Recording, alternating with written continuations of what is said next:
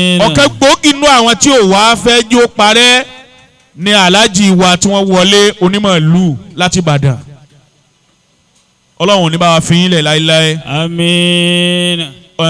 Ọlọ́run ní aṣíwájú onímọ̀lú láti Ìbàdàn. Bàbá sọ̀rọ̀ yín púpọ̀ wọ́n sì máa sọ ní gbogbo ìgbà pé nínú àwọn tó dó ti bíi tí òjò parẹ́ lẹ́wà ẹ̀yin náà ò ní parẹ́ tìrantìran. Àmín. Fọláwiyé ni ò sí láyé máa over 15 years yìí a sì ń sọ tó ṣe títí ń bẹ over 32 years.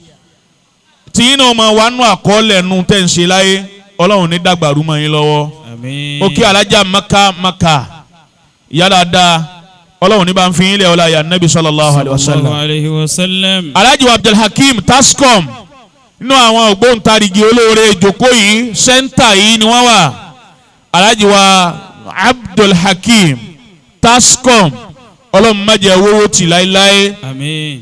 Bí Muhammadin wa alihi. Allahu alayhi wa sallam. À ń kí alájì wa Akínwálé Muhammad Taofik tí wọ́n jọ wọlé pẹ̀lú aṣíwájú láti Ìbàdàn Ọlọ́run má jẹ́ dèrò ẹ̀yìn láéláé. Àmín. Mo ń kí wọlé olóore wa, mo ń kí wọlé èèyàn wa, mo ń kí wọlé Àdìó Adraff Motors Àdìó nu mo ń kí Tùràkì Àbújá ń gbọ́ mo ń kí alájì wa Dendebula bákan náà ni gbogbo àwọn olóríire alájì wa ìkí èyí tọ́lọ́run tún tẹ̀sẹ̀ sí Ọlọ́run níjó parẹ́. Àmín. Mo ń kí ìwọlé bàbá ọba àlù lọ́ni lẹ́ẹ̀kan sí i. Sheikh.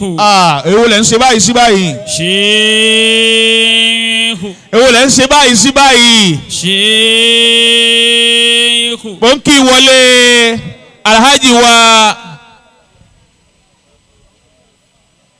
bákan náà ọmọ ọba mo ń kí ìwọlé ọmọ ọba bàbá wa ọba ìlú Ìlọrin àti gbogbo agbègbè rẹ̀. Sheikh. Ẹ bá ń fún bàbá wa lókọ̀ nẹ́ẹ̀nì láàyè káwọn náà bá ń kọjá síwájú láti kí bàbá wa ìmáàmù àgbà fún tẹ̀lé toko Kwara bàbá tó yẹ wá Ọlọ́run ní fi yín lẹ̀. Àmín. Ọlá ya Nabi sallallahu alayhi wa sallam. Sallallahu alayhi wa sallam.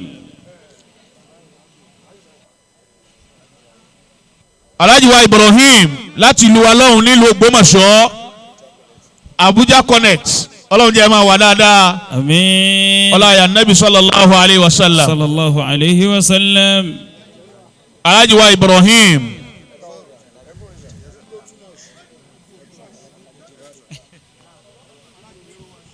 bákan náà ni mo ń kí our own Jaji Autos Alhaji Mashood Jaji Autos ọmọ bàbá àmọ́mọ́ àgbànú bàbá lọ́lọ́run dákun jẹ́ mẹ́rẹ̀ ó tún gùn sí. Àmín. Ọlá ya Nabi sallallahu alayhi wa sallam. Sallallahu alayhi wa sallam. Ojú agbo yìí ti kún kẹ́kẹ́ bí ká má ta tẹ́ǹtì mọ́ ká kàn fẹ̀yìn tẹ́wà lójú agbo yìí lẹ̀ mẹ́. Níbi tó kúnlé mo kí ti dìbòlò ti dìbò báárù ti dìbò everything. Apá mbẹ́ ń bì yín apá of Lagos mo wá ń kí aṣíwájú mi Dr.